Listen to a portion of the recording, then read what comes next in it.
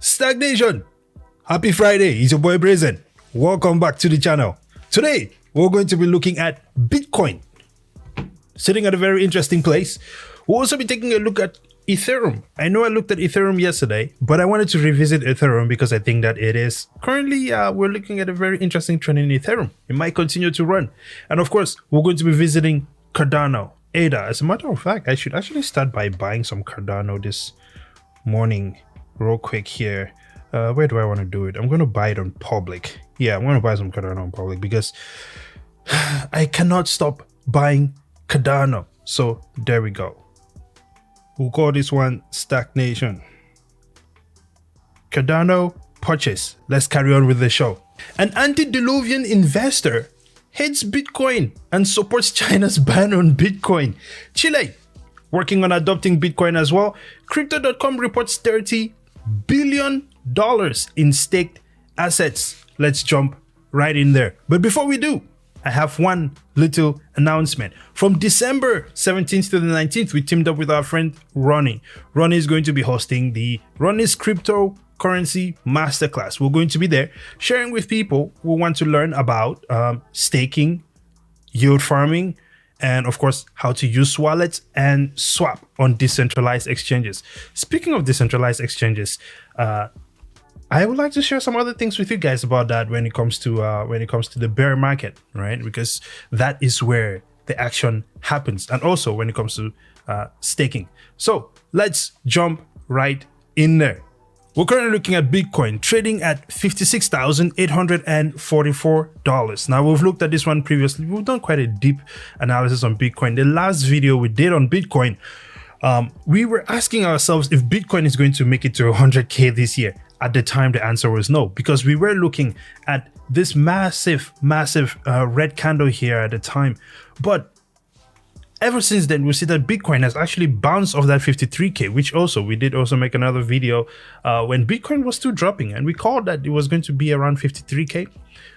Dropped right down to that 53K. Interestingly, that is where the zero Fibonacci extension has landed, and it's now holding that support there. It's moving back up. Now, we just need to cross that 0.236 and things might begin to look different. But the real thing here I'm really looking for is that Bitcoin needs to make it back above 50K for us to feel good about this. If it makes it back above 50K, right, then there's a greater possibility to push higher, because we see that there is a major support, major resistance level sitting right there around that 60K point. So between 60K to about, well, that would be pretty much approaching previous all-time highs, but to about 65K if we can survive that level, of course. But in the meantime, I think that this will more than likely be opening or pushing that candle above that 0.236 Fibonacci extension there, which is about 57K ish it is, which is not impossible. It can happen considering that contracts also tend to expire on Fridays. The TTM also moving in the right direction right now. As you can see, that is sort of pulling back in the right direction to the upside. Awesome oscillator as well, moving in the right direction. I'm going to go ahead and pull up the moving averages here. We can also see that the moving averages, well, the 200-day moving average is still holding strong, as well as the 100-day moving average. Now, the interesting thing is the 20-day moving average is still touching that 50-day moving average. Now, it's not necessarily crossing it, right, which is going to be a bear cross. I believe it's a bear cross. The gold cross goes up, right? The gold cross is when your moving averages are crossing upward, and the bear cross is once or the death cross. The death cross, that's what it's called. The death cross is when your moving averages are falling below. Now, if we move over to the 4-hour chart, right, that's also interesting. We will see that this is also moving in a good direction. Now, the TTM, I'm not extremely confident about it on the 4-hour chart, but we can see that the awesome oscillator, we're starting to see some purchasing volume, right? That buying pressure coming back into Bitcoin. So who knows? I do think that this is it's holding that support level right there pretty well, and that is a good thing. That is a good thing for Bitcoin. And of course, there is also some bullish Bitcoin news, which you will see once we get into the news here. Moving on, I'm going to be taking a look at Ethereum trading at $4,596 at this point in time. Let's begin with these moving averages. As you can see, the moving averages are starting to point to the upside right now. I want to just slow down here for a bit to explain something about moving averages. So ultimately, when you're looking at these charts, when you're looking at the market, right, whether it's the stock market or the crypto market, there's a couple of things. Well, really, there's just one main thing. There is support levels and there is resistance levels. If you can keep track of this, then you start getting a general idea of when. And I want to make that clear again. When is very important with these things. When should you be buying things? When should you be selling things? And when should you be holding, right? When you're able to get a good idea of where the previous support levels are, all right, or where the resistance levels are, you can use that to better inform your decisions. Anyway, back to the business here. The moving averages also serve as support and resistance levels, right? That's why the moving averages are there in the first place. And then of course, all these lines with the Fibonacci, support and resistance lines as well. So we can see that Ethereum kind of pulled back there to about 4,000. We found very strong support there. And then we found very strong support down there around $4,026. That is just a little bit above that zero Fibonacci extension. And now we bounced and we've been pushing up, right? The interesting thing is when things cross that 0.618 Fibonacci extension there, the chances of them running even higher are quite high. And that is what has happened here, all right? The awesome oscillator as well as the TTM are also pointing in the right direction. This is looking extremely bullish right now for Ethereum. I'm excited for it. As much as I don't really engage in a lot of, I guess, Ethereum dApps, right? Where there's NFTs and things like that, just because of the gas fees. There's other platforms that, you know, provide you the same services with less gas fees. For me, Ethereum is just speculative at this point in time. Let's leave it at that. I don't want to get into the politics of it all. Anyway, so Ethereum currently approaching that 0.786 Fibonacci retracement line there. What we'll be looking for is if it moves up above this Fibonacci, this 0.786 Fibonacci. So we want to see the candle break above that and close above that Fibonacci extension line there, and of course see the same thing again at the 1 Fibonacci retracement line there. So we break above it, close the candle above it, and open a candle above it. That is generally when you see a run. Maybe this is when that $6,000 is going to happen. All right, so keeping an eye out on Ethereum. Definitely an interesting time for that one. Maybe this is the time. Maybe it's not a bear market for Ethereum yet. Or Bitcoin. Are we extending the bear market? We've had this idea. It could be possible. Now, moving on to Cardano here, currently trading at $1.65. I will say this. This is a massive discount on Cardano, man. Everyone knows I'm extremely bullish on Cardano. Heck, I just bought some Cardano right before we started the show here. Hey, I wish I had even more cash to buy more Cardano, but we're working on that. So, Cardano, right? What really makes me excited about this one right now is just the things that, you know, there's periods of time when it just seems like there's periods of times when Cardano is just focused, working. Right, the project, the development team is just focused on working on testing and developing things and all that good stuff. And then at some point they start releasing the news, and some of the things that they're releasing right now are pretty good. Just looking at the patterns right now, right, you see that Cardano, right, if we're going to look to the left, because ultimately, like I said at the beginning of the show, it's all about support and resistance levels, right? The markets will rally and the markets will crash. There's only two things that happen here. It goes up and it goes down.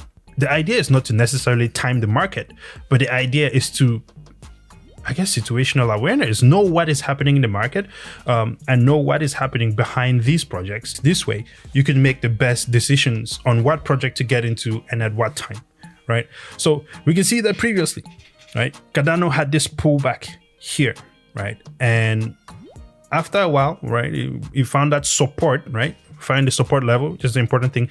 He found support down there at $1, low $1, 1.05, right? And from that point, it started moving up again. If we pull back, you will see that this point where it stopped falling, right, served as a previous support level. So you want to look to the left, pull up a chart and look to the left is the game plan here, right? If you look to the left, you see that this served as a previous major support level. Once it got there, it held there. Maybe if you look on a lower time frame chart, you see that was probably moving sideways for a while before it continued, before it proceeded to rip to the upside. Now, let's move forward. If we look at where Cardano is right now, right, we see that it's been falling from the previous high of about $3, made it up to about $3. And it's been falling down to this point. Now we see that it found support right here. So we're going to add another support line.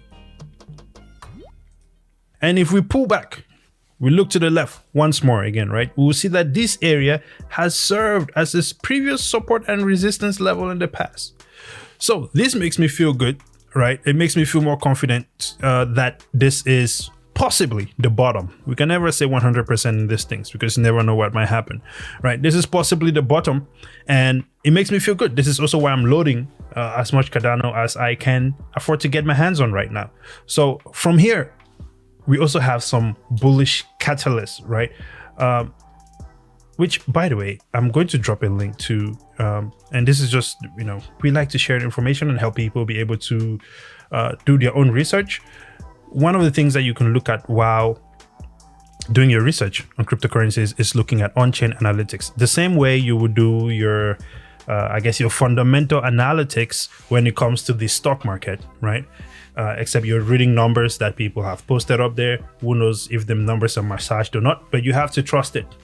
The good thing with the blockchain is that you can see on-chain analytics. So you're seeing real life what people have done, whether they're buying, selling, or whatever the case might be. Into the Block is one of the tools we use, and it's great for on-chain analysis. And there's all sorts of information that you can read here. So I'm going to drop the description for this. I always say I'm going to drop the description. I'm going to drop the link to in the block in the description, and you can use it to do your own research as well. Let's move on. One of the cool things that is coming to Cardano is their Sunday swap. This is a DEX, decentralized exchange, right? And once you're on a decentralized exchange, you can access all sorts of coins that are on Cardano. This is way beyond your centralized exchanges like Coinbase and crypto.com. Definitely a space that we all need to get into, and definitely something that you will need as a prerequisite to engage in Cardano DeFi whenever that starts rolling. So this is a beautiful piece of news there, which I think is going to be very bullish for Cardano. So yes, that is what we have for the TA. Let's dive into the news now. China made the correct decision to ban cryptocurrencies. Charlie Munger. Oh, what did I call him at the beginning of the show? An antediluvian investor? I wonder how old the oldest dinosaur is. Yeah, but you know, we're about to find out. The legendary investor has taken yet another shot at cryptocurrencies, saying he wishes they never existed. Oh, you saw Charlie Munger. Oh no, we don't want Bitcoin. I wish it never existed. Fucking idiot. Anyway, Charlie Munger, a prominent billionaire investor and the vice chairman of Berkshire Hathaway. I'm so stupid. And the vice chairman of Berkshire Hathaway again lashed out at cryptocurrencies like Bitcoin, while also backing China's decision to ban most crypto-related activity in the country. Charlie Munger, okay, before we even go forward with this thing, okay, I just want to point out one thing. while backing China's decision to ban most crypto-related activity in the country. The Chinese made the correct decision, which is to just ban them. Ban them. Well, thank God China is not America. Munger said at the Sean Hart and Minds Investment Conference in Sydney. First of all, the first thing I want to say, man, right off the bat, Mr. Munger, Mr. Charlie Munger, you know, I get it, man. You're a very successful guy. You've done your thing. Absolute respect for that. But I will start by saying this. This is very un-American of you. Very un-American of you. But, you know, let me not go down that road. And this is coming from someone who was born in Africa, bro. Shit. Okay, anyway, let's just keep it pushing, man. That is so gross, man.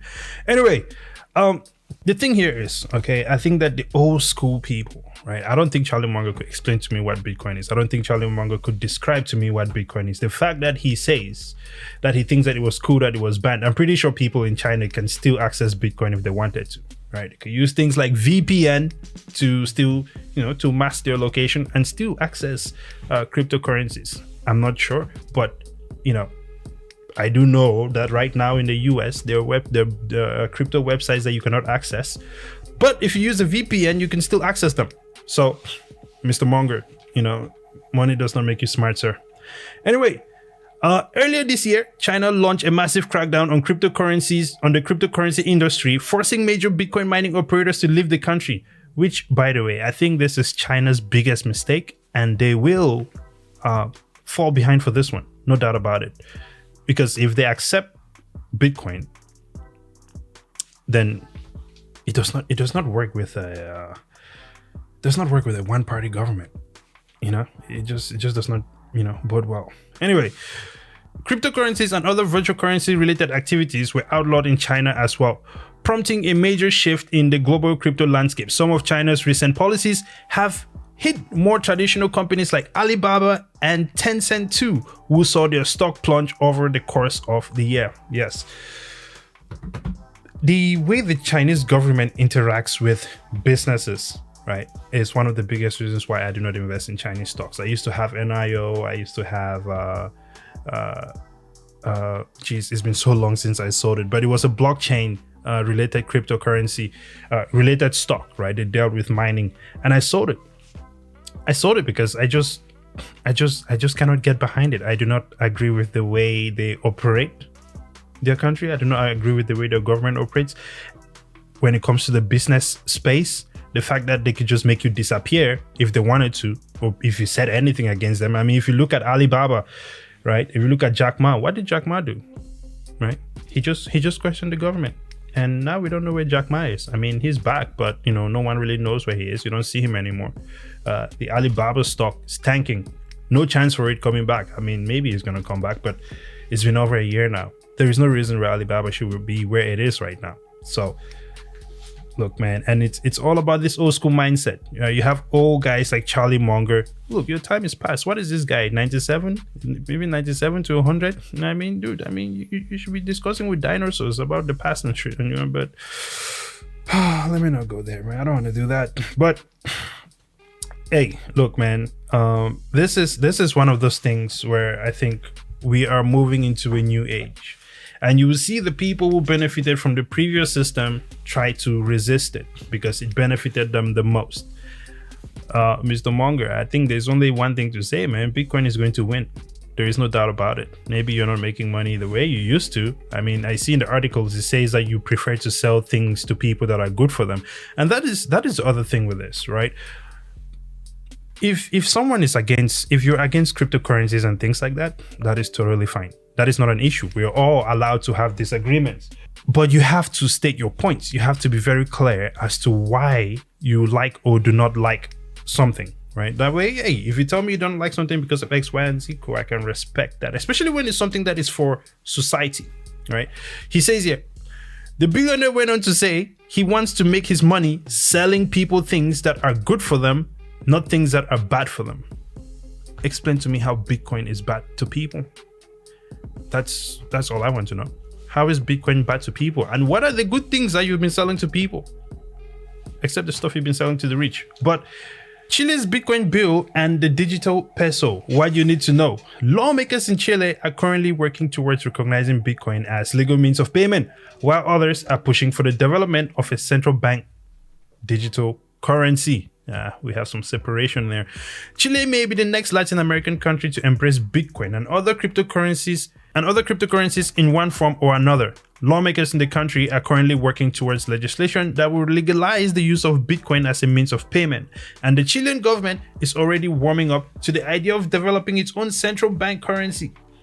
Will it be enough to change the country's financial landscape?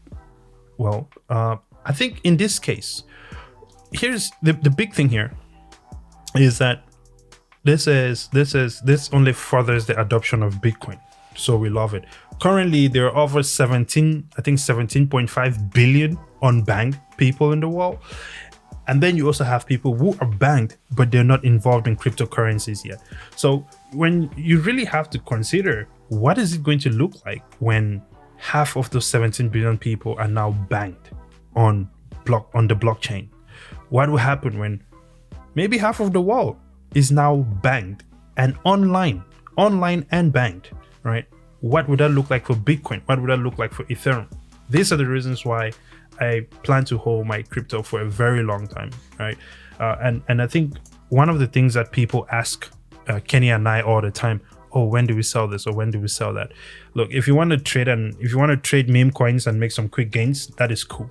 But there are some things that I think we all just need to really understand it, really spend some time. I mean, you don't have to read forever. There's tons of videos on YouTube that can help you understand blockchain technology and Bitcoin and decentralization. Most importantly, decentralization is the most important part of the blockchain technology. It's the most important part of all of this crypto stuff, right?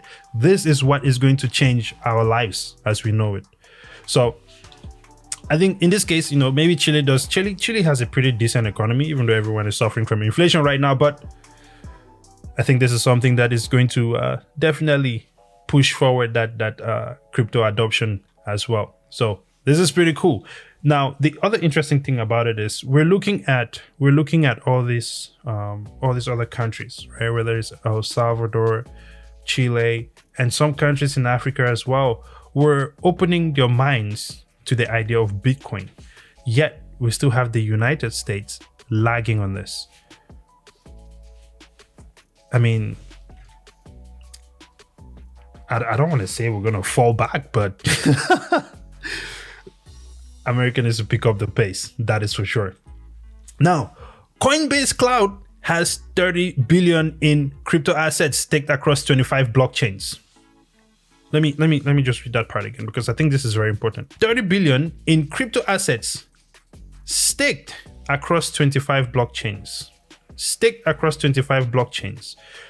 If you're using Coinbase, before I even get into the article here, but if you're using a Coinbase, you will notice that there's maybe like 4 or 5 coins which you can stake and make some interest on it. I think one of them is like 7%, or no, it's like 2% is 0.05% for USDC, and maybe I think it's 7% for ETH 2.0. But we're going to come back there, and I'll explain to you exactly why I'm highlighting that point there.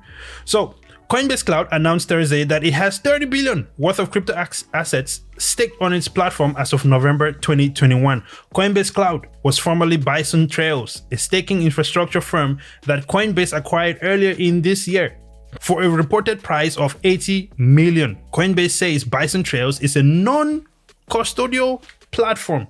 This is also very important. It's a non-custodial platform. I think that is necessary for what I'm going to explain right after this, meaning it does not control clients' staked assets. I might as well get into it right now. When you stake your money on Coinbase, Coinbase is in control of your money from your point of view. When Coinbase takes your money and stakes it on the decentralized platforms, non-custodial platforms, it does not have control of your money. Take time to think about that one. Coinbase Clouds stakes the massive amount of assets across 25 proof of stake blockchain networks, including Ethereum 2. Let's see, Ethereum 2, which is yet to launch fully, I guess. Tezos, Cosmos, yeah, these are the things that you can stake on Coinbase, right? A Coinbase spokesperson told the block that the 30 billion on the platform includes assets staked in a non-custodial fashion on behalf of a diverse set of customers, which include Coinbase institutional as well as a portion of Coinbase retail staking ETH for Ethereum 2.0. Here's the thing, man. I think that this is cool. Obviously, for those who don't care about decentralization, and those who are just still learning, like we're still starting point, or if you just want simplicity, I think that things like Coinbase are cool. You can put your money on there. You can get 7% interest on some things. You can get 5% interest on other things, and that is great. You can hold onto that, and you can make some gains. That is totally fine. However, I think one thing that we always need to keep reminding ourselves of is the fact that this is not just about making money, right? This is about changing our whole economy. This is about changing the way we interact with each other. This is about this is about censorship as well. This is about protecting our own information. The interesting thing with this is, yes, you can stake your stuff on Coinbase, and Coinbase is going to give you some returns there and everything like that. And they also collect your information and share it with whoever else, the government, and which is definitely the government, because we know that Coinbase is definitely providing information to Homeland Security. And you have to kind of ask yourself, it's for what seems like a bank, it is very interesting, the directions, right, that they're choosing to go to. If you're providing analytics to Homeland Security, I guess for money laundering, you would need that for money laundering. But at the same time, that is all of our information that is out there. So, and would that information be treated with respect? Would that information come back to affect you negatively in the future, right? These are the things that may seem innocent on the onset, but down the line can definitely affect you negatively. So it's things to think about. But then again, maybe I'm overthinking this stuff.